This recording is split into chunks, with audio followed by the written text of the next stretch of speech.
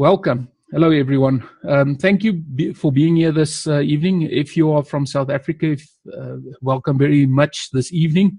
And if you are one of our friends from Canada, United States, thank you for being here this morning. Okay, tonight I will run most of the webinar, and Sjoerd will join us for the Q&A session at the end. So what I'm going to ask you to do is, during the session, if you have any questions, just pop it in the chat box as it comes up, and Sjoerd will make sure that we answer all of those questions at the end of the session. Just a few announcements. In our next webinar in about 2 weeks' time from now, we will have some practical examples of people that have been coached with the coaching techniques that we're going to be talking about tonight.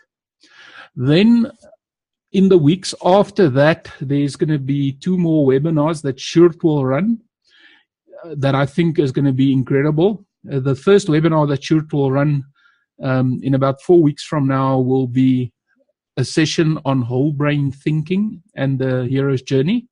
And he will follow that up 2 weeks later with another webinar on whole brain leadership and the hero's journey.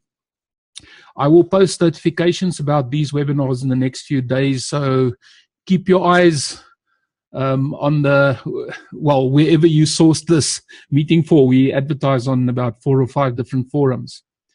We've also opened up early bird registrations for our 5-day masterclass in October, so please take advantage of that offer before it expires or before we are all booked up.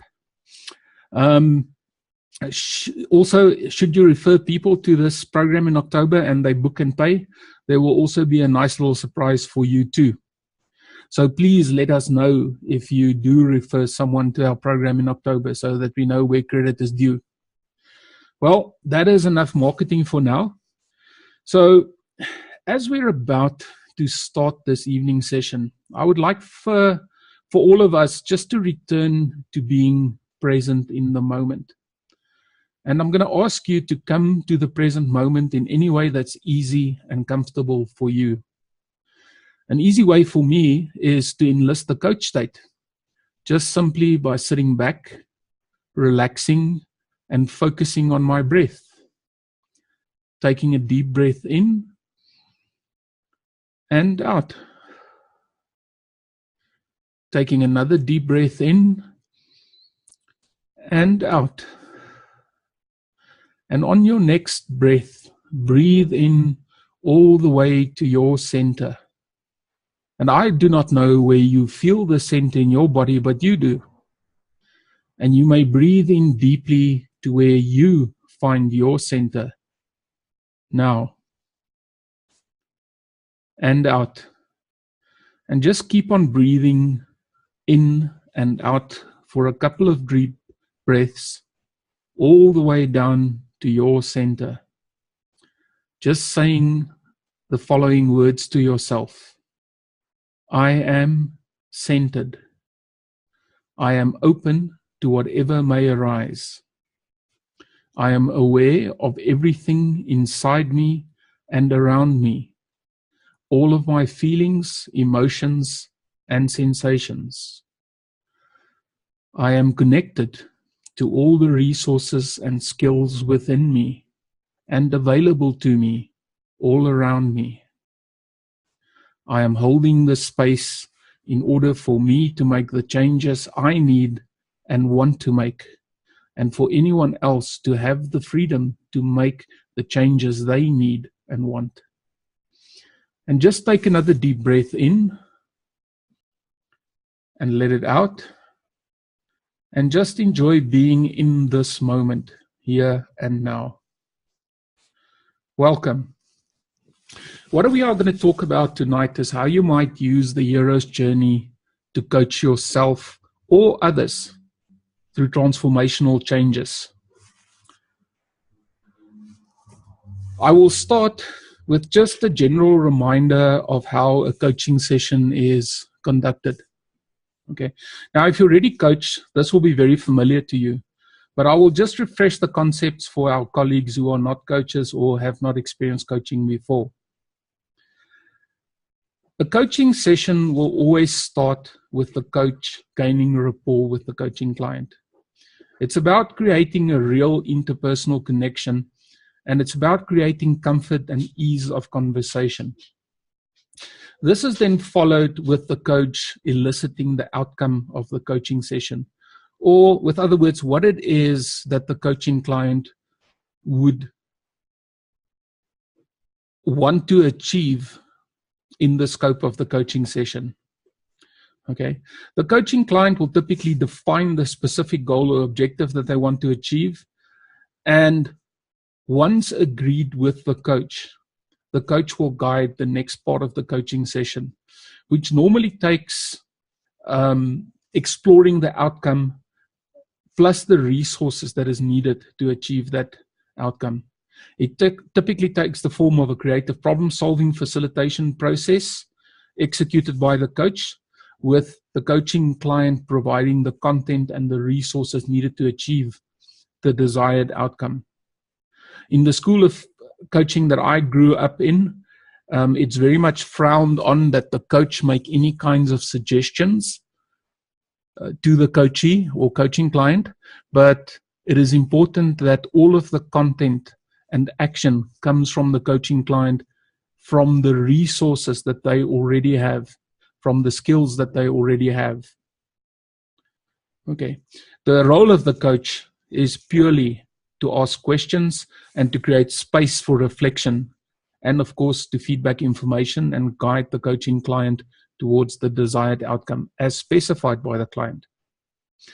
Now, once the outcome and the resources needed to achieve the outcome is explored, the next step is to agree what actions the coaching client will execute beyond the coaching session.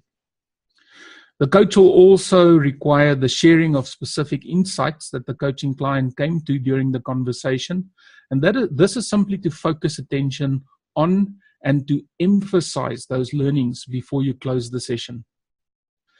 And typically, the coaching session is closed with a very strong call to action, something that will galvanize the coaching client to go and execute the actions that they agreed on. Now, what I've just shared with you, this structure is a very common coaching session structure. And whether you are an NLP coach or a member of some of the more well-known coaching organizations like the ICF, the International Coaching Federation, this is just a very simple but a very good structure to stick to any time that you coach either yourself or you coach someone that has approached you for a coaching session. Okay, which brings us to preparation. Now, whether you are going to coach someone else or yourself, it is necessary to put in some time into preparing. Okay, I will deal with the two different scenarios separately. First, I will talk about preparation as a coach for a client, and then I will deal with if you are going to coach yourself and the preparation that you need to do to coach yourself. What is important to understand is that the hero's journey will not be an ideal coaching approach for every single issue that a coaching client may have. Okay, it's a good approach for transformational change, and it may be used either as a single session coaching approach, but it's more appropriate for a multi-session coaching journey. The first step of transformational coaching is to determine if the client has a clearly defined life purpose. Now, in most cases, coaching clients will have a very fuzzy understanding of what their life purpose is, if they have one at all. And although for general coaching purposes, this is not a prerequisite, it becomes important when we apply the hero's journey coaching process. Now, should the client not have a clearly defined life purpose, it is something that can be developed as one of the early coaching sessions. Okay, and the next step after that would then be to find out why did the client specifically engage with you as the coach.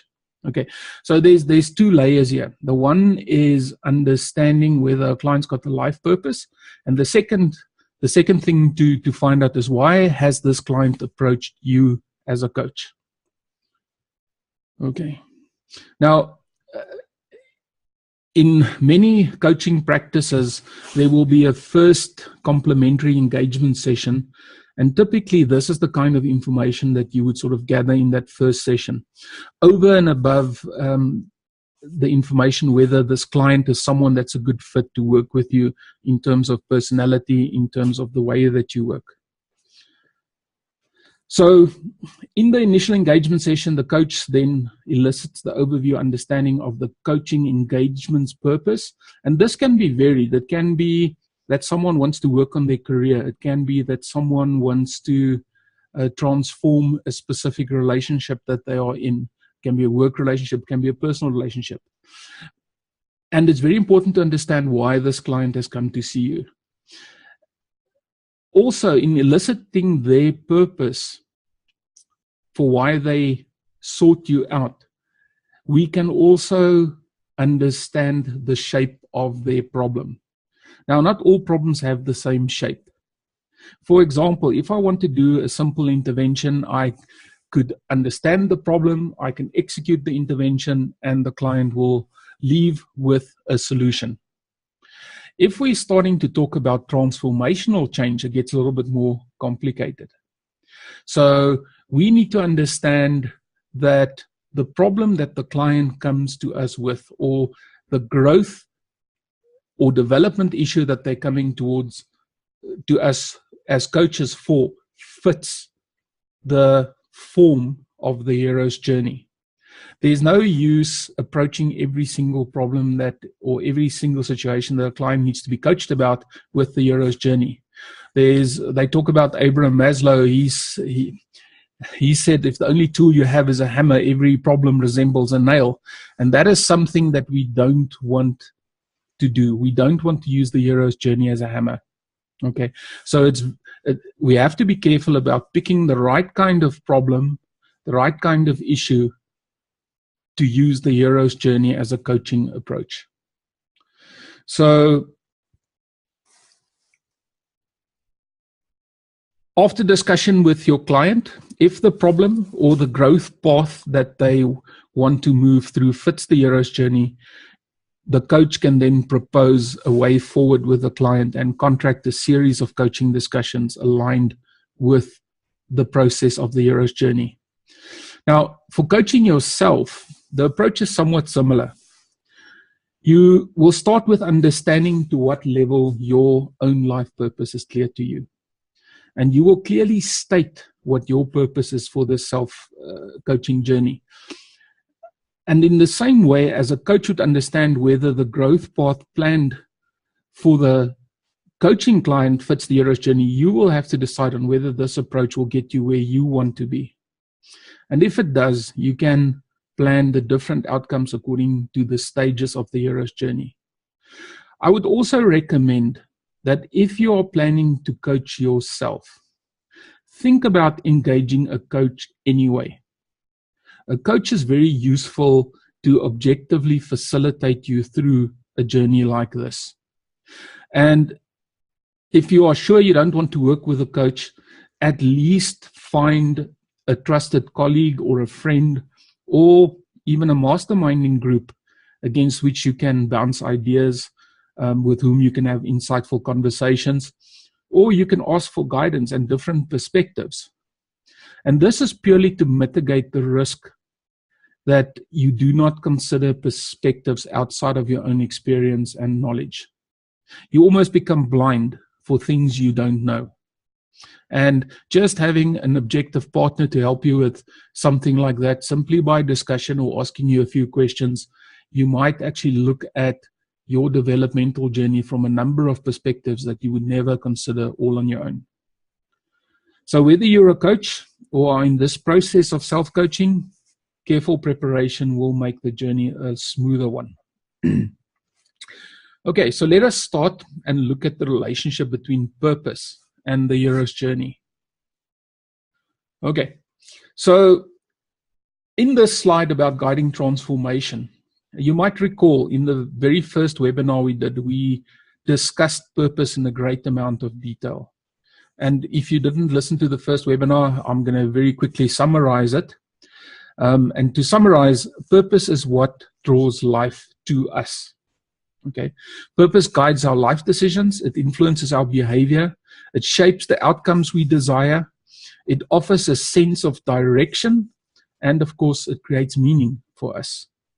Now, if we are doing transformational work, it's essential to have a clear sense of purpose. Now, purpose is something that unfolds over time, but only if we work at it continuously. In the first webinar, we discovered one way of defining purpose by asking 4 very simple questions.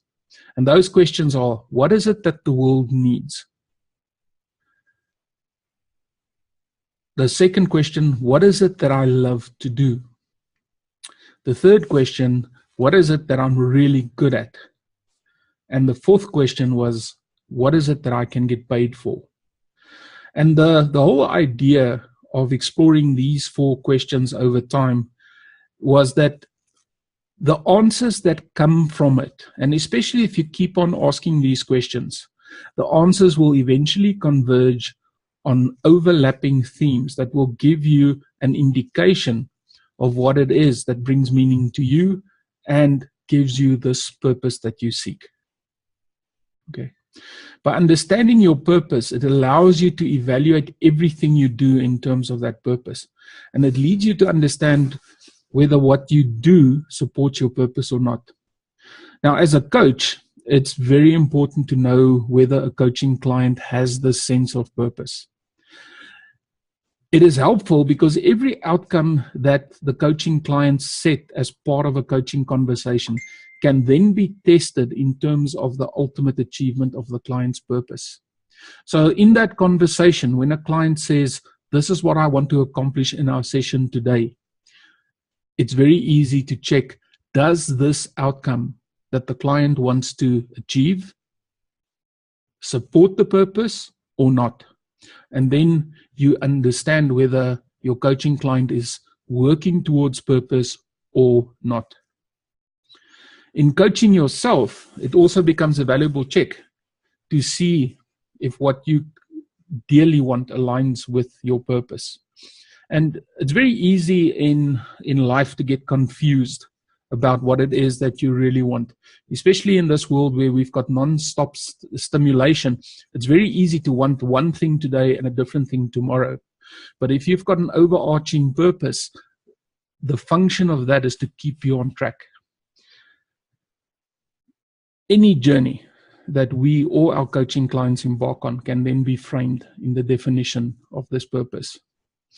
Now, unfortunately, this is not as simple as it may seem, because at any time, we may be on many simultaneous journeys. So if I go to the next slide, here's just an illustration. And this sample representation is probably a simplified version of real life, where someone may be on a journey in their career, and at the same time, they are on a journey in terms of their relationship with a significant other. At the same time, they are traveling through a journey that deals with a life crisis, and they might be on another journey that involves their family or extended family. And to add complexity, each of these journeys may be in a totally different stage of the hero's journey. For example, I might be juggling a career that is in the stage of transformation, and I've got a relationship with a significant other that's in the abyss, and I've got family priorities that's in the consolidation stage, and at the same time I'm pressured by a call to adventure to resolve a personal life crisis. Now, I know this might seem overly dramatic, but I'm sure that at least some of you have seen scenarios like this playing out in your life. In discovering or eliciting the coaching purpose, we may be dealing with a problematic journey that we are already on, or we might introduce a new journey to fulfill a new yearning. When we are coaching ourselves or others, it is helpful to explore the wider context that makes up our lives and avoid a narrow focus that may aid one journey but complicate everything else. It is also useful to understand if all of these journeys that we are on serve our purpose or lead us away from it. Now, In deciding our coaching or self-coaching approach, we must not only be clear what the desired outcome is, but we must also become very clear about the path that we're going to take to get there. Now, for a new call to adventure, it's very straightforward. We will just start the coaching journey at the start of the hero's journey. But sometimes we might be dealing with a problematic journey that we've already been on for a while.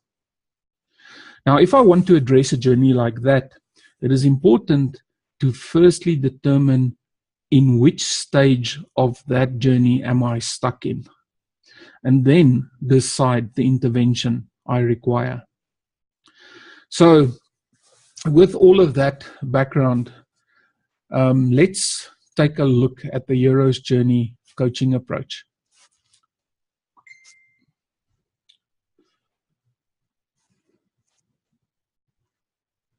Okay, so what I've got here is I've got the coaching journey mapped out, and the hero's journey always starts in the ordinary world. In the ordinary world, our life typically seems to be in relative harmony. It typically seems like it's in balance. There is the illusion of control, and most of the time we can handle most of our challenges without a sense of disruption. There's often a sense of complacency or stagnation, and sometimes life even seems boring or meaningless. Now, often this is when we become self-destructive or dissatisfied with the status quo. And it is at this point where we often hear the call to adventure. Ironically, the call to adventure is what destabilizes the ordinary world. The call to adventure often has its roots in our own self-destructiveness or our dissatisfaction with life, or in the awareness of the contradictions that play out in our life, or in our limitations, or in the unenforced and unanticipated negative changes and unhappiness in our lives. On a positive note, though, the call to adventure can also be sparked by something that's exciting, an opportunity, the possibility of a new relationship, or even in positive changes in our environment. When we hear the call to adventure, we can either decide to accept it or to refuse it. Now, when we are coaching or self-coaching, a very good reason to refuse a call would be if it does not support what we see our purpose to be. But unfortunately, more often there are darker considerations behind the refusal of a call to adventure. We often refuse calls because we see it as a risk, because we are fearful of change, because we are scared of failure, or because we dislike the uncertainty of the unknown. We may refuse calls because we are clinging to the security of a job, because of a stale but comfortable relationship, a lifestyle that we don't want to give up, or simply because of the perception of our peers. We may also refuse the call to adventure because of a sense of duty or obligation to our families, to our partners, to our friends, or to our employers. Now, if we do refuse the call, that refusal often creates for us an environment in which we feel a lot of resentment, a loss of meaning, and insensitivity. This often escalates then into bitterness, into unhappiness, and ultimately the failure of everything that we cling to. Often when we refuse a call, it becomes stronger and more compelling until we see no other option but to accept it. Joseph Campbell wrote in his book, The Hero with 1,000 Faces, and he said, "That which has to be faced, make itself known. And what formerly was meaningful may become strangely emptied of value. Thereafter, even though the hero returns for a while to his familiar occupations, they may be found unfruitful.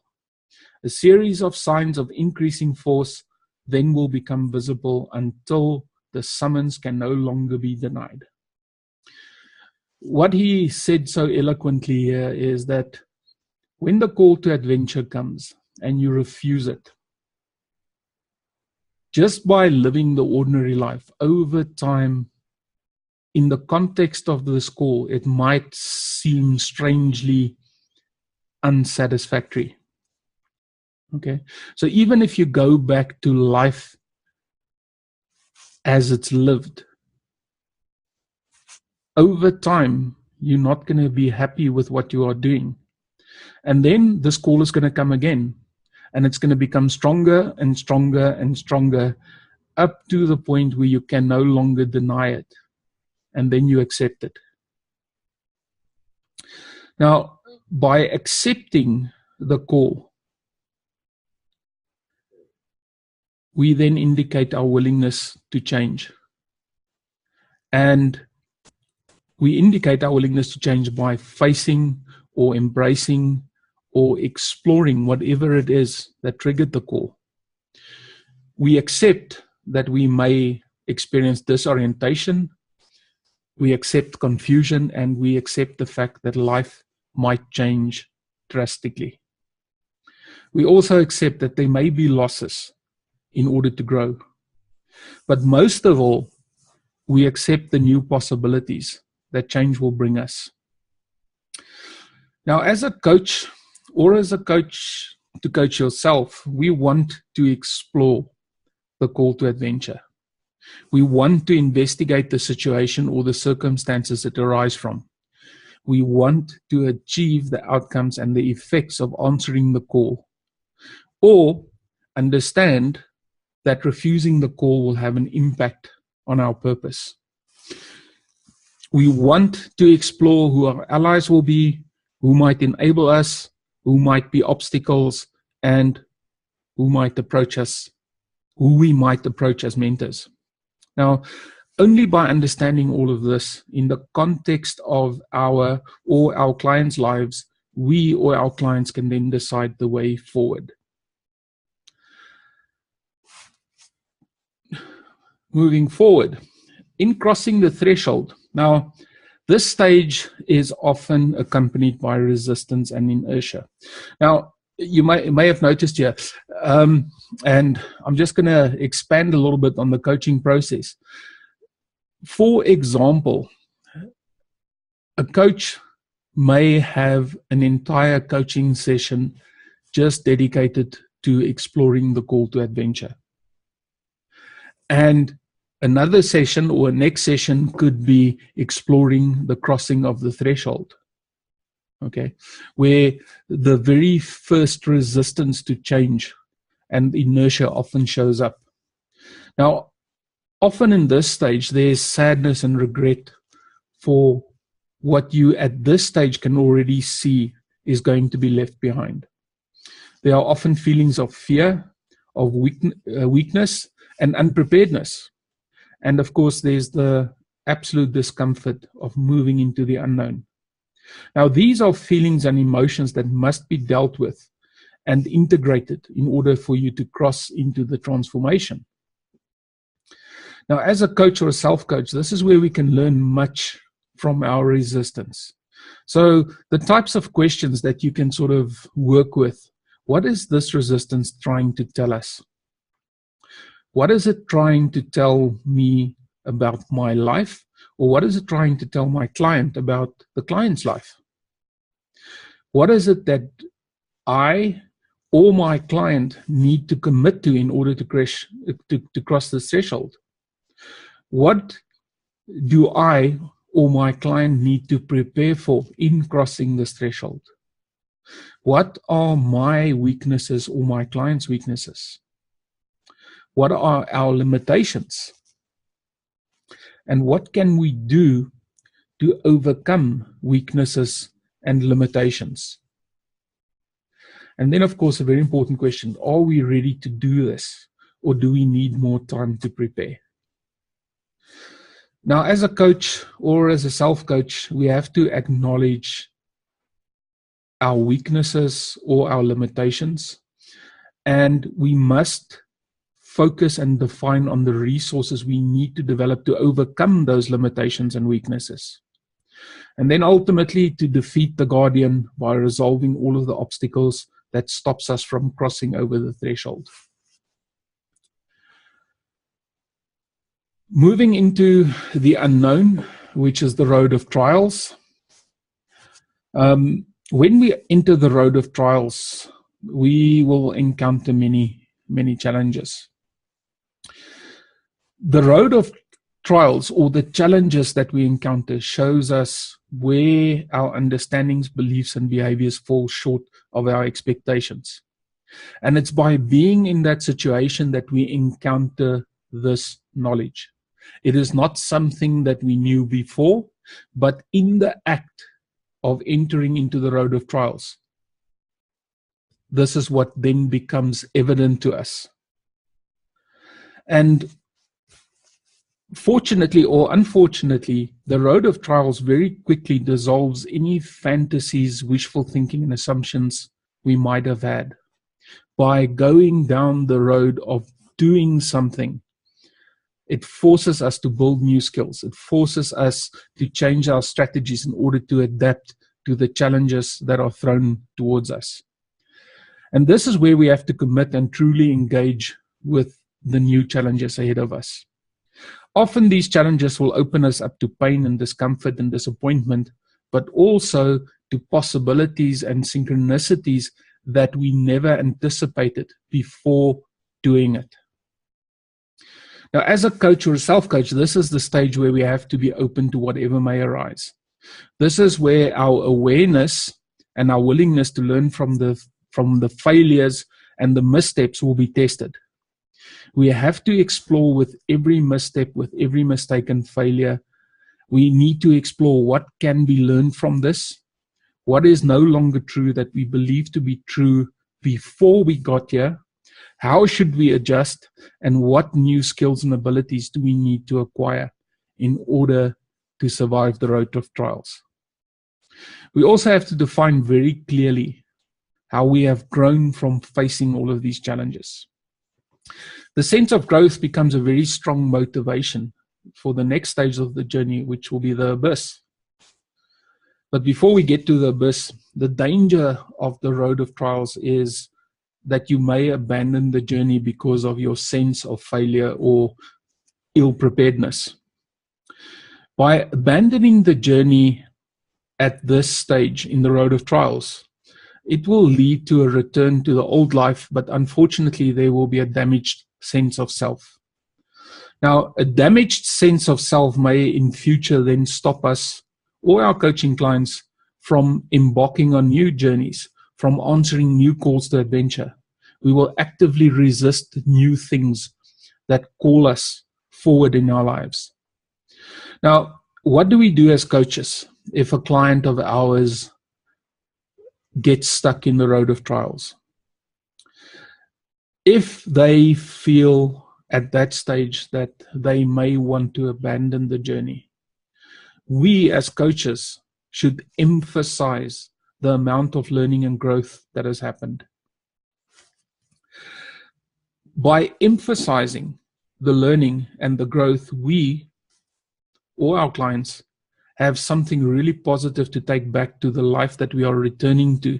So even if we decide to abandon on the road of trials, we've got a whole bunch of new skills, we've got a whole bunch of new knowledge. And instead of hiding it away in the darkness, we embrace those lessons and we take it back to the ordinary life where we can benefit from it.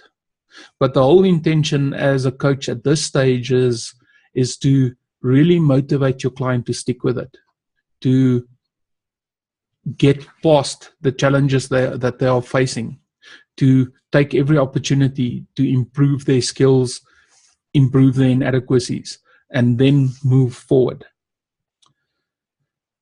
Then we get to the abyss. Now, the abyss in Joseph Campbell's writings deals with death and rebirth in the creative void. So, and it sounds very dramatic, but the abyss is where everything that we think we know disintegrates. And it either leaves us in a void of confusion or it deeply engulfs us in chaos. Now, I don't know how many of you out there ever tried to start a new business. And this is a very, very common feeling where you get to a point where you just absolutely don't know how to go forward. And this is often where we lose our sense of meaning and purpose. Or at the very least, we feel that our purpose doesn't serve us anymore. But the destruction of everything that we think we know is actually the turning point which releases us to build a brand new structure, to build a brand new foundation from which we can create new habits, new thoughts, and new beliefs. It's at that point we have the opportunity to take a leap into the unknown, and then to hold, acknowledge, and face your emotions and fears, and by doing that, incorporate new learnings. That is the time when it is time to become the new you. This is also often a very liberating stage, when it becomes clear of what it is that you need to let go of in order to move forward. It is in this stage where you actually fully embrace the new life or the new changes that you've chosen. It is also a stage where fear and uncertainty can be overwhelming. It can lead to complete breakdown. It can lead to retreating from everything that you've been building up to this stage.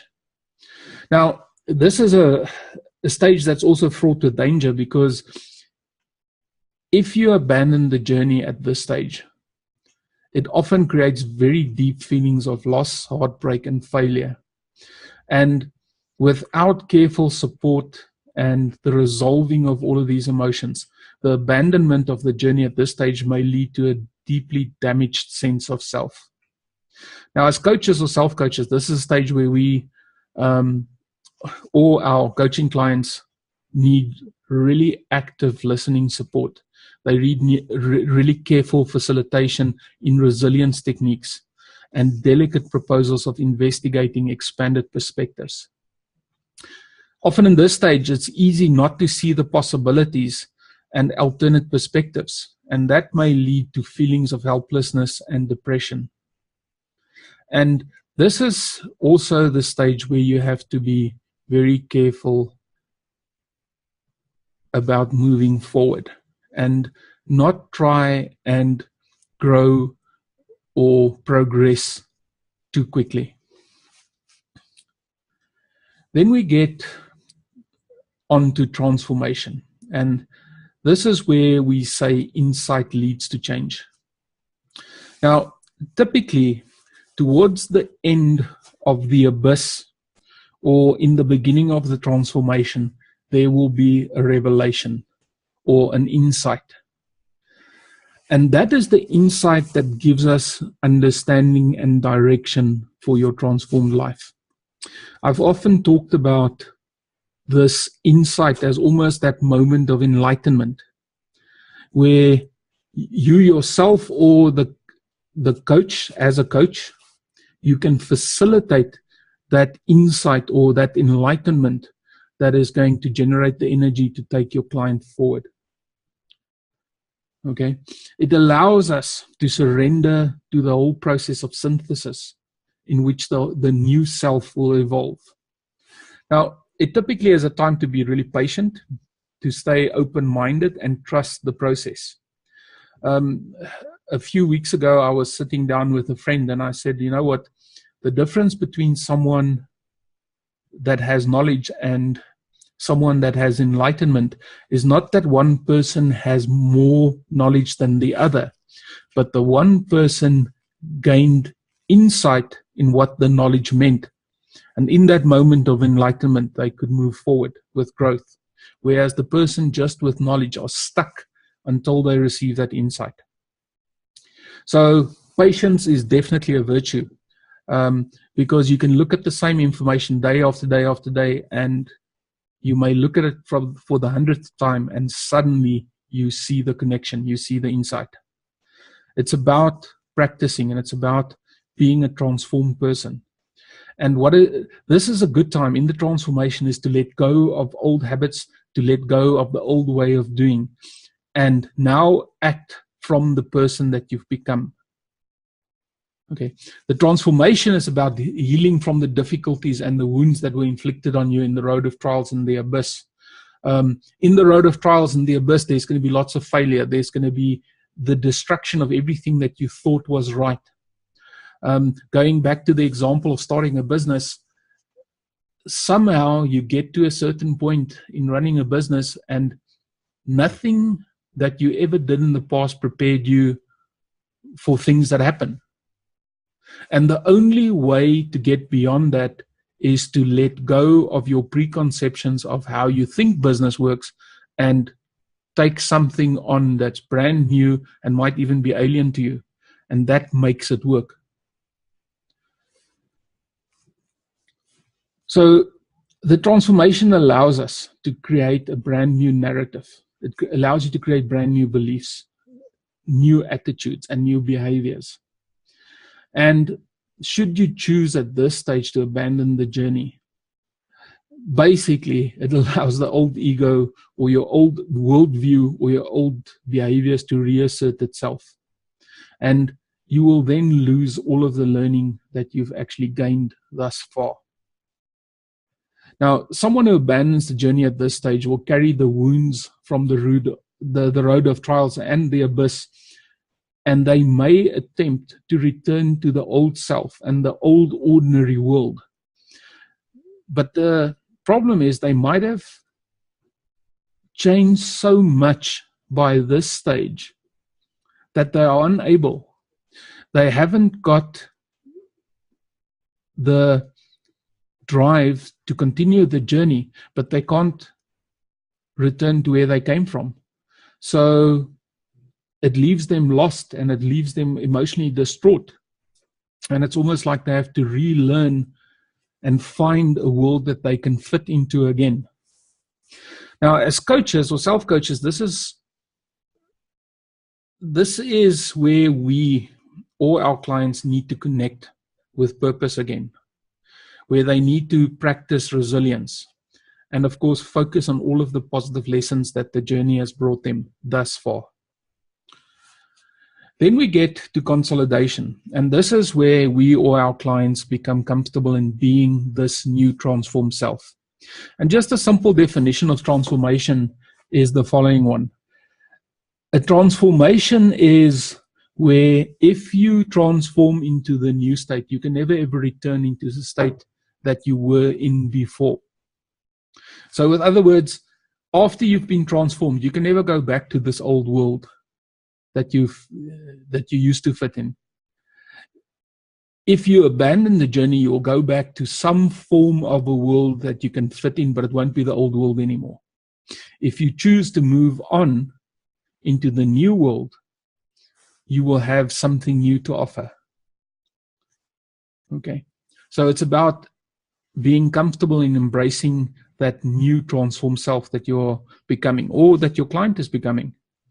It's typically a time of reflection, and this is where we assimilate all of our experience and we become comfortable and engaged with new meaning, with new perspectives, new attitudes and beliefs.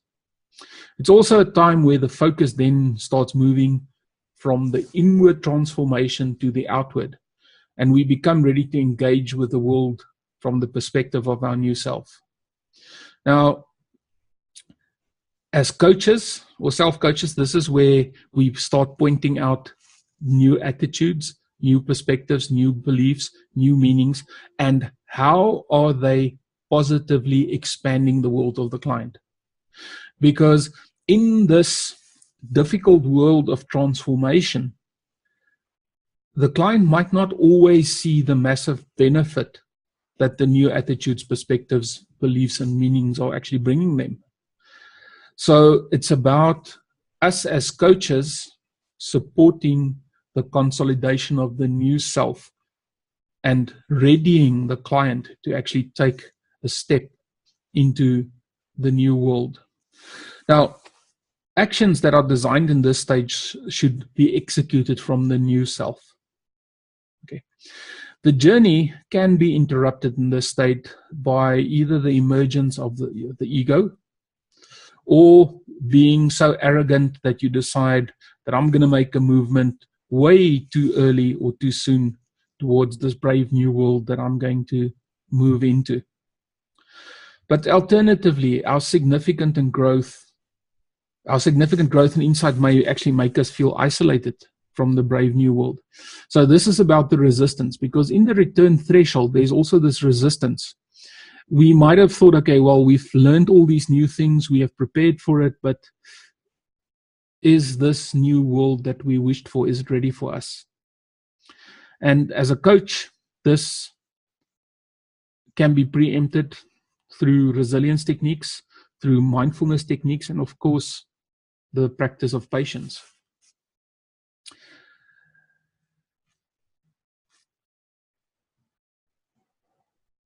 We also may resist the return because, and this actually happens more often than you think, we resist the return because we feel guilty about how much we've learned and grown. Often when we are very close to peers, people that we like working with, and you just transcend what they are able to at that point in time, sometimes you feel guilty. You feel like you can't move into this brave new world because you're going to be leaving people behind. Or what more often happens is the community that you're part of may not want you to play that expandant role.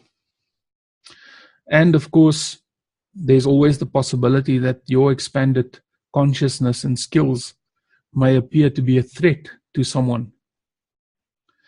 And it is also possible that we might not conform to others' expectations of being who we used to be. So we become this new, more complete person, and they have lost ground against you. Now, as coaches or self-coaches, this is a time to look at confirming the new role that we'll be playing in the world that we choose to be a part of. Okay. Now, the return, moving into our brave new world, it is also about negotiation and reintegration. The return is a time to focus on new meaning and purpose, and to construct a brand new life with altered and new relationships, and to make the brave new world aware of how much we have changed.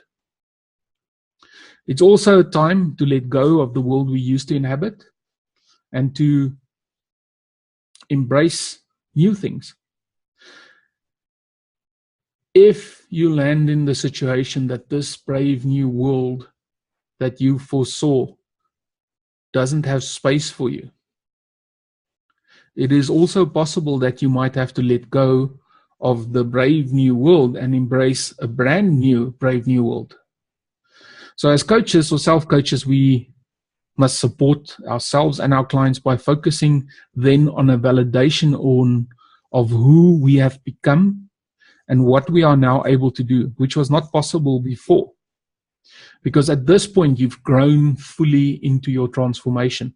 You did not know exactly where you were going to end up. But by validating who you are at this stage, or who your client is at this stage, they can then embrace the brave new world of their choice, or the brave new world of their making. And then, of course, the hero's journey is a cyclical one. Over time, the cycle is going to repeat. As the journey ends, it merely creates the space and the potential for another journey to start. As coaches or self-coaches, it's important to emphasize the time and space that is needed to settle down in your brave new world before you answer a new call to adventure. It is important to settle down. It's important to give yourself the time to build the foundation on which you can layer a new journey. Going on, this slide is just a summary of the coaching journey through the hero's journey that we've just discussed.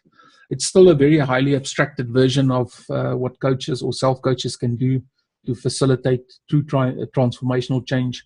But the application of this journey has many, many, many possibilities. I have personally used, my apologies for that.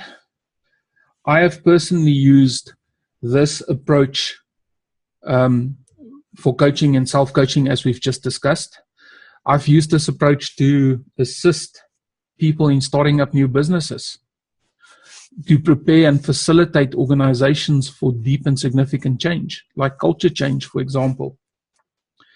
Preparing and facilitating organizations to change strategy and direction. This approach I've personally used for myself in dealing with life's crises, dealing with the end of relationships, dealing with an enforced end of employment. And there's many, many other applications that you can apply this to. So it's a very versatile way to look at finding your path through transformation. Okay, this seems to be a good point to go to your questions. Sjoerd, have you received any questions? Oh, okay, I see some questions there. What I'm going to do is I'm going to unmute everyone. Okay, Brigitte, I see, other than discussing the hero's journey approach up front, to what extent is it meaningful to keep the client informed during the process where in the journey they are? I think as a coach, that sort of is your decision. I do think that this approach is a really nice way of differentiating your own coaching approach and style. And I think if you use it as a way of recruiting clients, it's actually very important to keep a client informed during the process of where you see them. It also gives a very structured approach for them to understand for themselves where they are. Probably the most useful, and I can only speak from personal perspective here in dealing with a crisis over the last year, by knowing that I was in the abyss, I knew why I felt the way I did. But I also knew that the next stage was transformation, in which a lot of those negative emotions will disappear as part of the transformation. So yeah, as a coach, you can decide that. It is also very possible to take someone through this journey without ever telling them that it's the hero's journey, but by simply working with issues as they come up and understanding where they are and doing the work that they need to move forward. For example, if someone is struggling with obstacles, if they're struggling with skills, you're going to know that they're in the road of trials, and you can, to a certain extent, sort of start anticipating what is the kind of interventions that you might have to do with this client. What is the kind of resilience techniques that you might want to discuss with them?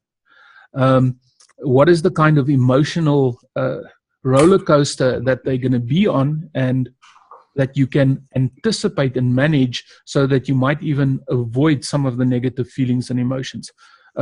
Sorry, I'm just on a verbal diarrhea here, so I'm hoping that makes sense. Yes, it makes a lot of sense. Thanks. Okay. Yeah, so it's like you say, it depends on the client, because I personally would like to understand where I'm in a process like this, but I would imagine for some people it could get a bit complex, and perhaps it may detract them to some extent from just going along with it. I don't know. So that was the reason for my question. I sometimes find with coaching clients, some of them, they want to go through the coaching journey as if it's a brand new adventure that no one else have ever experienced before. And it speaks to their sense of being, it speaks to their ego, it speaks to how they interact with the world. Then I've also found some coaching clients, they are so relieved when they find out that the difficulties that they're experiencing is part of the stage, and that they are approaching the end of that stage and there's light at the end of the tunnel. So I think it depends on the individual client and what they want out of the coaching journey in order for them to know where they are or not. Yep. Yeah, if you want to have an end in mind and you keep your eyes on the purpose, it's nice to have a kind of a map that you can use. So I think it's good to, and indeed what Francois mentioned, it doesn't necessarily mean that you call it the hero's journey, but you can help them giving insights in, okay, this is where you are on your road, Yes. on your journey, and then say what can be anticipated that will be the next steps. So that's Okay. more or less planning where you go from the start to the end, and where you are can help tremendously. Yeah, but perhaps I was thinking if they're in the beginning of the journey and they're getting a bit stuck, they might get a bit frustrated with the process, or may feel that there's something wrong with them, or they're not coping, or whatever. That was really a bit of a thought I had. But I think for me, certainly, I'd want to know where I'm at, what part of the journey I'm at. Okay, thank you. Yeah, I also spoke about in the beginning of the webinar, I started speaking about the shape of problems. Now, I could probably run a whole webinar just on the shape of problems, but it's also trying to understand.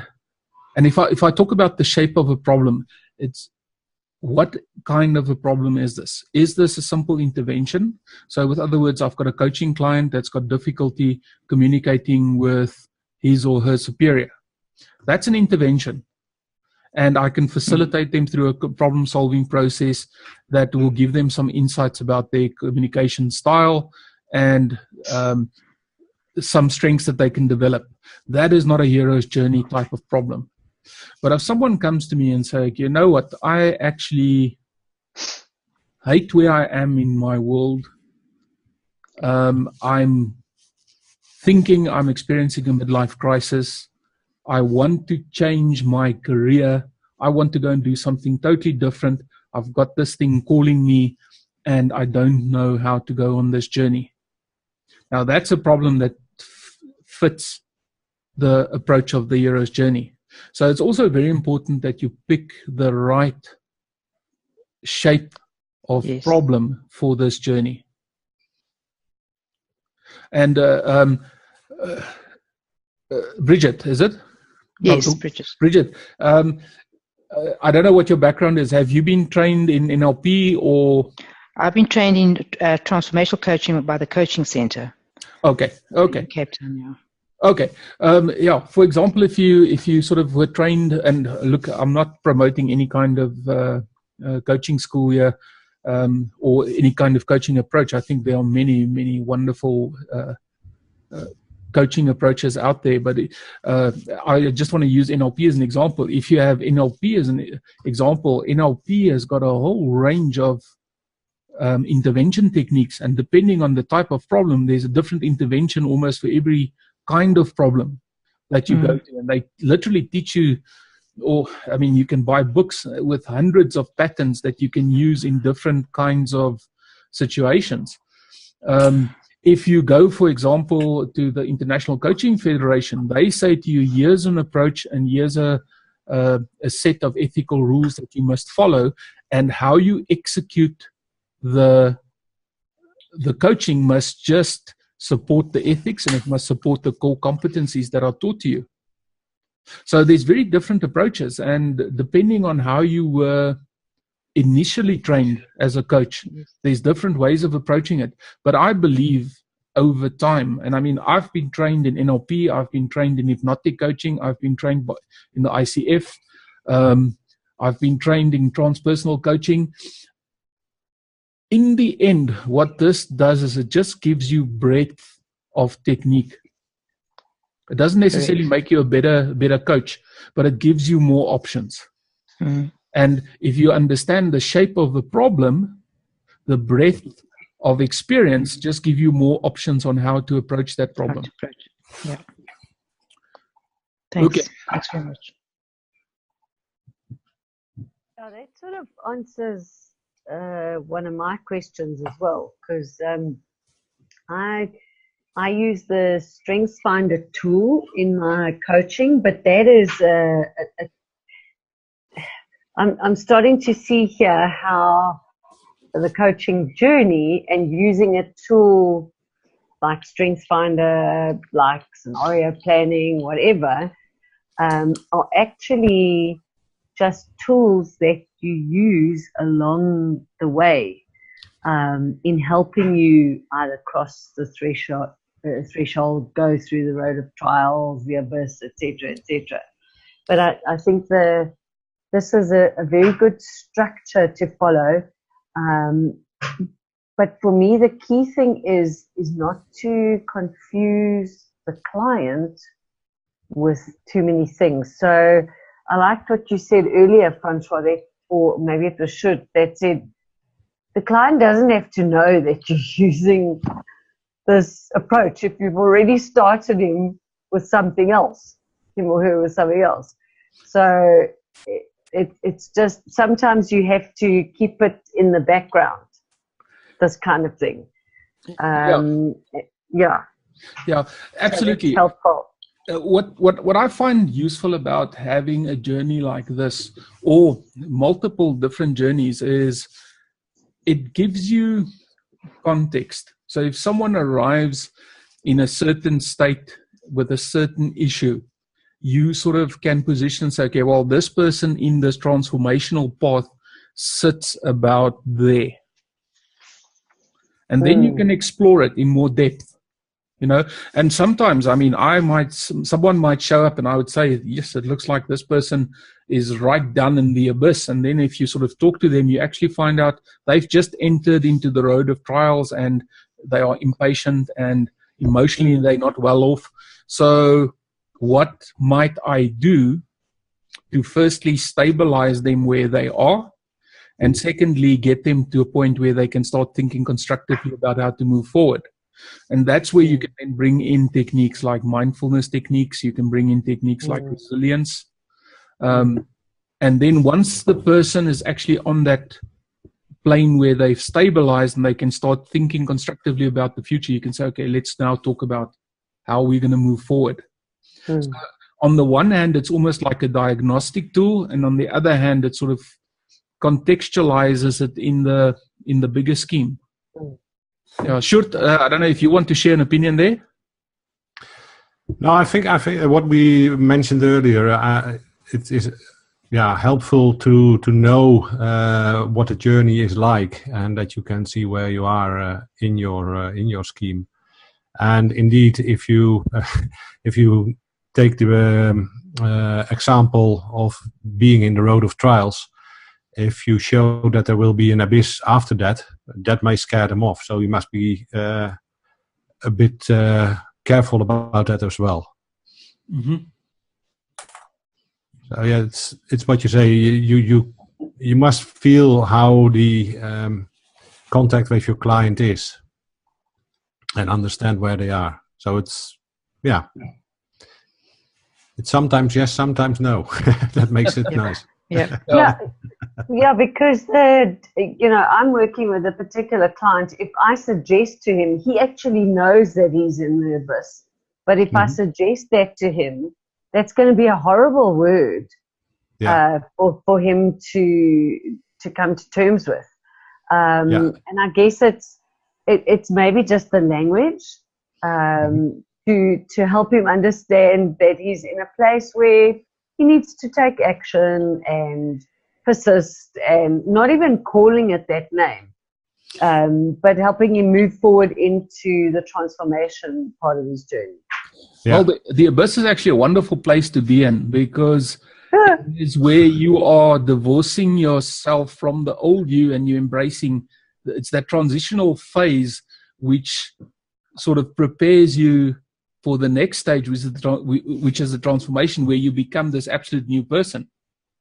So, but it's also a scary place. It's a scary place because, we often, and especially if we work in corporate companies, we are sometimes really terrified of letting go of everything that has given us status and standing, and embrace something brand new, and we have to prove ourselves from the beginning. And that is actually exactly the abyss. Yes. Yeah. It's that letting go of the old and embracing the new, but not yet having the skill of being in true transformation where you act from this new person from a knowledgeable point of view. It's still very much an experimental, it's almost a tipping point.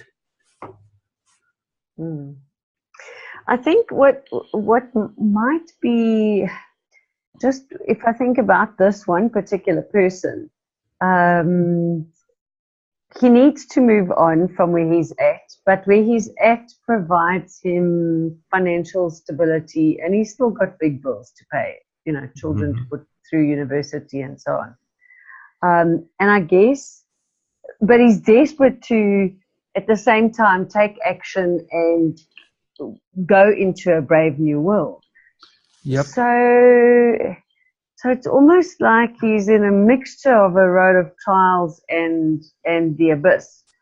But I think that sort of comfort zone of, having a job that you don't really like, you're in the wrong place, but it gives you the financial stability. That's actually quite a big thing, I think, for quite a lot of people. Understandable. Yeah. Yeah. What I think in that stage is a whole lot of creative thinking about what will this transformation mean for you, and also if the problem that's holding the person back is that he or she is financially tied to the old world or the common world, is to see if he or she can find ways to monetize it as well, as we have seen in the purpose part, is to see what can be the changes that you can also earn from it. And that's in the bottom part of the Ikigai drawing that Francois saw. No, it's that to me was a good starting point. I'm just afraid of trying to bring too many new concepts to one person. Yeah. There's always a risk in that. Yes. But without bringing in the concept, you can ask the questions on how can you be paid for what your passion is about, what you're good at, and what the world needs. So that's all without showing the model, because I can understand that if you bring in too many models or figures or what have you, that the people, the person gets confused. But you can ask the questions, okay, in which ways can you or might you, and that it gets comfortable in another way than it was before. Yeah, that's helpful. Thank you. If I can take you back to this actually this slide and the next slide, I think the first thing that anyone that's on a coaching journey of whichever type, you need is understanding that purpose drives any kind of journey. Because if you don't understand that purpose drives journey, you might make very silly decisions in the journey that doesn't promote the purpose. And the context that a lot of people lack is actually this next one. The fact that there are many journeys going on in your life. I mean, you were talking about this client, and you were basically talking about his financial journey, but then you started talking about he's got children that he has to get through university. So that's a different journey that he's on. And all of these journeys in a way intersect somewhere. So it is important for this client of yours to find what is the true purpose that he wants to grow to ultimately. And how does one journey about putting his children to university figure into that purpose? How does another one journey to become financially independent, how does that fit in? And I'm guessing there's a couple of other things going on in his life as well. But not sort of abandon the other journeys to the exclusion of this one journey of becoming financially independent. Because you can do a lot more harm by forgetting about other journeys and just focusing on one journey to the exclusion of those. Yeah, that's incredibly helpful, because this particular client does have many journeys that he's on, And I think this for me, because I've been on this call for the last 4 weeks on this journey myself. It's 8 weeks, by the way. Yeah. Well, yeah, it's 4 sessions, but it's 8-week journey, which has been amazing. But this particular thing that you're showing now, Francois, is very helpful for me to remember when coaching my various clients, because I've got another one who just doesn't want to be on a journey at all. She's, she really doesn't want to go into the brave new world at all. Yeah. She wants to just stick where she's at, and it's making her life and those around her miserable. Yeah. But secretly, she is already on a journey, if she wants it or not.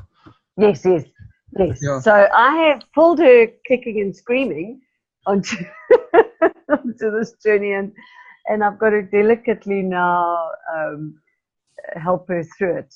But the point is, this particular picture, which has clarified things for me, is that I've got to remember that people are on different journeys. It's not just one single purpose that they have. So it's been very helpful. Thank you. Yeah, there's a wonderful Sjoerd. He knows a creativity or creative thinking colleague of ours, Tim Herson. He did a wonderful TED talk. If you go into YouTube and you just search for Tim Herson, he did a wonderful talk on unintended consequences. And the reason why that talk comes to mind for me is because if you focus on one, let's say these are the journeys that your client is on, but you go and focus on one journey to the exclusion of the others, quite often the changes that you effect in that journey have unintended consequences on the others, and sometimes disastrous unintended consequences, which is why it's so important to have a picture from a very inclusive perspective of what is everything that is going on for you as a coaching client.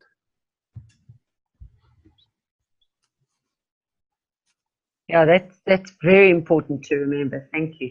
That's very helpful. The problem is we live in a millennial world where people want quick fixes, and typically very one-dimensional quick fixes. But the problem with one-dimensional quick fixes is the effect of it can be disastrous. Yeah.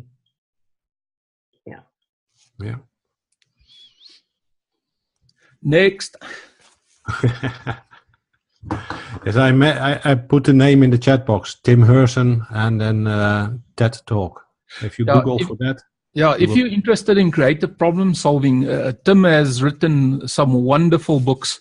He's actually written 2 wonderful books. Okay, sorry, who am I unmuting? Bridget. She wants to talk. No, Bridget asked me to unmute her. Bridget, I've tried to unmute you. Unmute all. There you go. Sorry, I couldn't unmute myself. Thank you. Yeah. Yes, I'm assuming you want to ask a question. No, but now I've interrupted you. No. I was just saying that Tim Herson wrote 2 books. The one which is on productive thinking, which is a really interesting book to read. I personally think every coach should have some, at least should do some research, and in the absence of research, do some training on creative problem solving. Because essentially, as coaches, we are taking our coaching clients through a creative problem solving process, which we facilitate for them.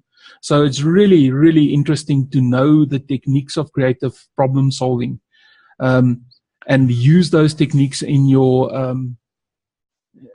coaching, because creative problem solving is all about creative possibilities and then picking the best possibilities to move forward, which in a nutshell is coaching. So Tim wrote 2 wonderful books. The one is on productive thinking. Sjoerd, do you know what that book was called? Think Better. Think Better. And then he wrote another book on sales, which actually was on Oprah's list. Never Be Closing. Yeah, Never Be Closing. That book was on Oprah's list as one of the best personal growth and personal improvement books written. So Tim comes with a really great pedigree in terms of the information that he's got to share. He actually also, most years, he might not be here this year, but most years he comes to the ACRI conference that is held every year in Bella Bella, which is also a great place to go to if you want to learn creativity and creative problem solving. It's organized by Dr. Kobus Neethling, and it's always in the second week of October. So that's another resource that you might use or not use. Sorry, Bridget, I didn't. No, that's okay. You. I think the one thing that when you mentioned unintended consequences earlier, the whole process that you've been describing today also reiterated the importance of the role we play as coaches, that we must be careful that we don't try and steer our clients into a direction that we think they should be going because of that unintended consequences possibility. Yes. It's a responsible role that we play, and some people try and steer their clients into direction, and you highlighted the point that is very important not to do. The number one reason why we as coaches never give advice or never tell people to do anything is because we do not know the circumstances that they are in.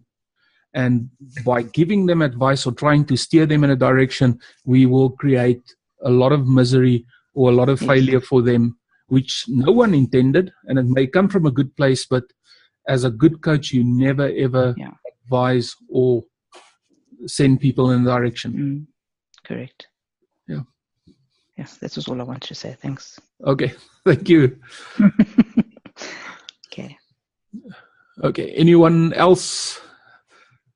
We've got Richard, I thought it was a very good presentation. Thank you for sharing your thoughts on life journeys. Thanks, Richard. I'm not a coach personally, but I must find it quite interesting that you must come across individuals that have been in the abyss for quite a period of time, because I think there's a lot of people out there who don't know what their purpose is, and I must think as coaches you should come across those individuals quite often, and there's a need for coaching to help these type of individuals find their way out of the abyss.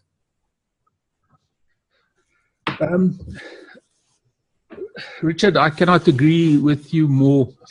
I think one of the difficulties of being a coach, or one of the difficulties of selling coaching in South Africa, is people have not yet, and we are to blame in a way as well, but people have not yet understood that high performers need coaches to keep on performing at an exceptional level.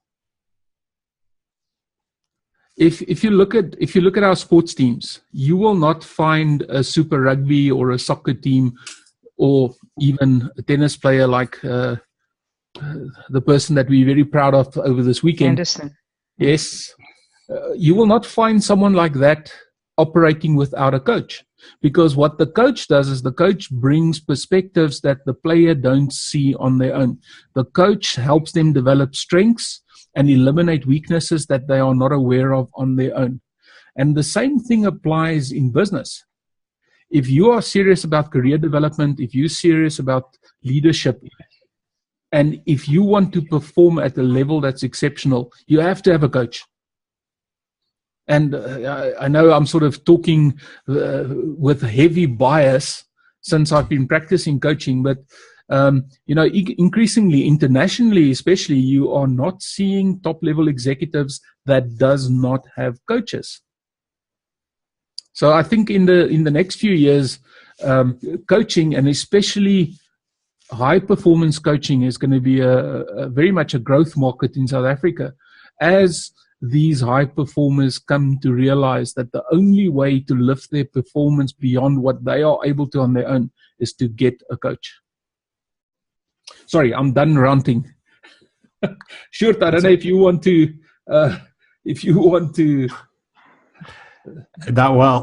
it's exactly what you say in business as well, and in leadership. And I think leadership is part that I'm quite well educated in and experienced in. You do need to have a coach to bring you to the next level, and there are many next levels in leadership, and that's also one of the points I will make in the second webinar I'm going to give about whole brain leadership, and to have people around you to coach and to be coached. Yeah. So leaders will be coached, but leaders coach themselves as well. Yeah. So there's quite a lot of work to be done in this area. Yes. And not only do high performers need coaching, they also need to be equipped with the skills to coach others in their organization. They need to be able to motivate teams. They need to motivate individuals. If you go and look on any site that advertises jobs, probably 80 to 90% of senior leadership positions require the ability to coach. Yeah, absolutely. Yeah. I just found a quote when we were talking about purpose, and this quote is a quote from Lewis Carroll's wonderful book, Alice in Wonderland. It's a very famous quote. People often use it in terms of strategy, but you can also use it in terms of purpose or the lack of purpose. And it's about Alice that sort of runs into the Cheshire cat and says, "Would you tell me, please, which way I ought to go from here?" And the cat responds and says, "That depends a good deal on where you want to get to. I don't much care where." And then the cat says, "Then it doesn't matter which way you go." So if you don't have purpose, if you don't know where you want to end up, and it's fine if purpose changes, but if you don't have direction, you're going to go all over the place.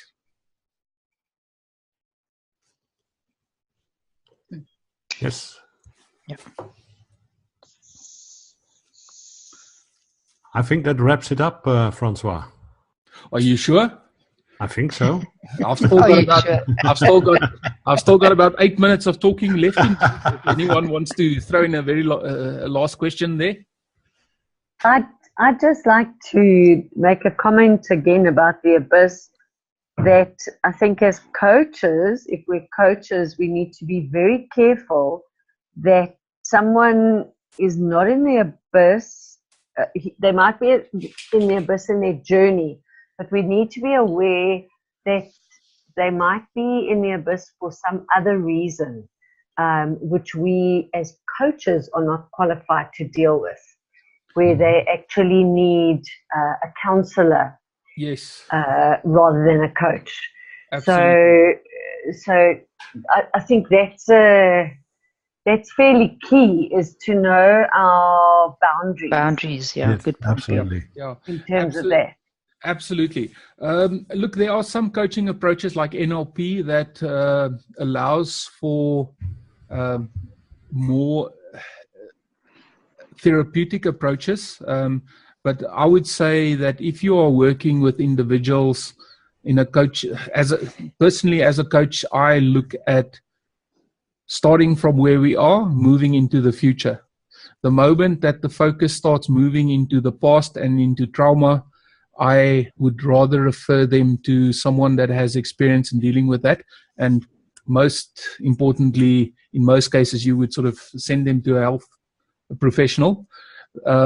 So when I talk about someone being in the abyss, it's as part of their transformative journey in growing towards a future world that they want to be a part of. So it's a skills issue. It is a dip in energy. It's not dealing with trauma at all. Yeah. And if that even comes up, the best place or the best thing to do is to rather refer them to a healthcare professional. But what is it? Is there a point where it's good to know the client's context in those kind of? Yes, I fully understand. Counseling looks at the past to uncover the present, whereas coaching looks at the future. I understand that. But how much do we as coaches need to understand the client's context in order to help them move forward without falling into the trap of trying to become a counselor. Does that make sense? Yeah, I absolutely hear where you're coming from. I recently fired a client, and the reason why I fired the client is because this person was unable to, number one, be in the present, and because this person, number one, couldn't get to the present and was so focused on the past, any projection that this person made of the future was a negative projection. And I also think as coaches, we have to have the self-confidence and the self-belief to say, listen, there are certain clients that I cannot help, or there are certain clients that I'm not interested to help because they don't fit the kind of coaching that I do. One of my requirements, and when I do an engagement session with clients, I don't work with negative people. I work with driven self-starters that are action-focused and success-focused. If you have drive, I can work with you. If you are stuck and you're just looking into the past, there's someone else that will take your money, and even if they take your money, I'm not sure they can help you. In order to be coached, you also have to have a growth mindset. Yeah. So I am sort of saying to you, I do believe that there are people that, where they are in this moment, are not coachable. Yeah. And I would rather not take those clients on, and especially I wouldn't like to take them on because, trust me, if they feel that you failed them, they're going to let everyone know. Whereas if you're working with someone that is driven, they might tell one or two people, but that one or two people might want to sort of also be a client of yours. I have a last question, if there's time for that, Francois. Sure. Have you ever applied this, the hero's journey, to a team context as opposed to an individual context? Oh, in absolutely. Business? We've been talking about that. Yes, absolutely. Okay. This So is maybe I would be curious about that, because individuals could also be in those different stages, but this picture that you've got up now would help highlight that. Yeah, But you always have to have the whole team's purpose in mind, obviously, when you're working through this. Okay. Yes. As a matter of fact, I was working, and I'll share this information. Guys, I'm going to keep on talking. We are sort of out of time in about a minute and a half from now. I'm going to keep on going. If you feel you absolutely must abandon this conversation, I will keep on talking until everyone's gone. But this is a really, really interesting issue that you raised now. About two years ago, I was working with a startup team. Now, when you get into a new hope, some of the work that you do there, especially if you're working in a team context, you start looking at what is the values and beliefs of the team, and how does each individual in the team, how is their purpose supporting the purpose of the organization, and which in this case was a startup, and how is their values and beliefs congruent with the other people on the team. And these guys I was working with, I tell you what, bright sparks. They were sort of developing a company around bringing artificial intelligence into online training, and it was just incredible offering they had. The software would sort of, depending on how you were assimilating the knowledge on screen, it would decide to which lessons should flow next. So you might skip lessons, you might have totally reorganized lessons. This was a wonderful concept that they were talking about, and they had the software to do this. And everyone was great about purpose. Everyone was great about how their purposes are supported by the organizational purpose. And then we got to values and beliefs. And suddenly we found that two of the very influential board members had absolutely conflicting values. And 6 months later, they abandoned the startup. Not because it was a bad idea. Actually, it was a wonderful idea.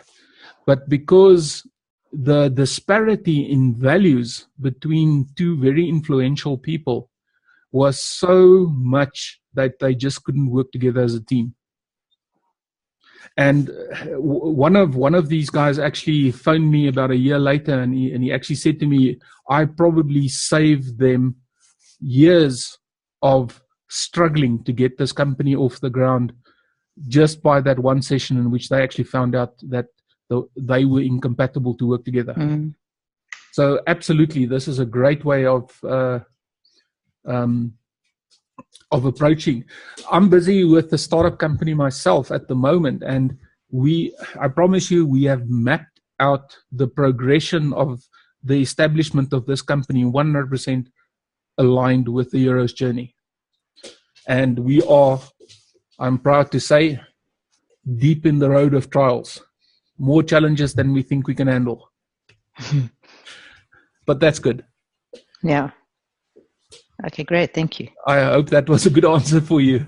No, that was a great answer, and I'm very much looking forward to is it the next session where we're going to be seeing it in a more practical context? What I'm going to be doing over the next 2 weeks is I'm going to run a couple of coaching sessions with some volunteers. And what I'll do is I will pick pieces of those conversations that I have with them, and I will sort of do a little bit of a presentation and give you snippets of what happened in these coaching sessions. Yeah, that would be very useful, because often, I mean, it's all great and it's exciting, in fact, but it's good to internalize it a bit better, if for me anyway, if we had to get some good examples. Yeah, I hope we can actually, because one of the people are partway through establishing a new business, so they are on the road of trials at the moment, and I'm hoping to get a really nice coaching session out of that. And then I've got another friend out in Florida in the US that is about to start a brand new thing. So hopefully I'm going to have a really good conversation with her around her call to adventure. Lovely. So we'll see if I unexpectedly postpone the session, and then the coaching sessions didn't go so well. I appreciate all the effort you guys have put into these sessions. I have to say that I look forward to them, in fact. No, it's a great pleasure, and I'm really happy that that we've had you along for the ride, and hopefully will be for a while longer. Yes. And we'll see where this goes. I'm enjoying myself tremendously with this. Lovely. Okay. Yeah. Thank you very much. Okay, Sjoerd, have you got any concluding words? Well, hope to see you all next time in 2 weeks. Yes. Okay, and from my side, thank you very much. And I will, at the very least, hear of you in 2 weeks from now. And I look forward to it. Thank you. Thank you. Likewise. Thanks, guys. Okay. Cheers. Bye-bye. Good night. Okay. Good night. Bye-bye. Bye.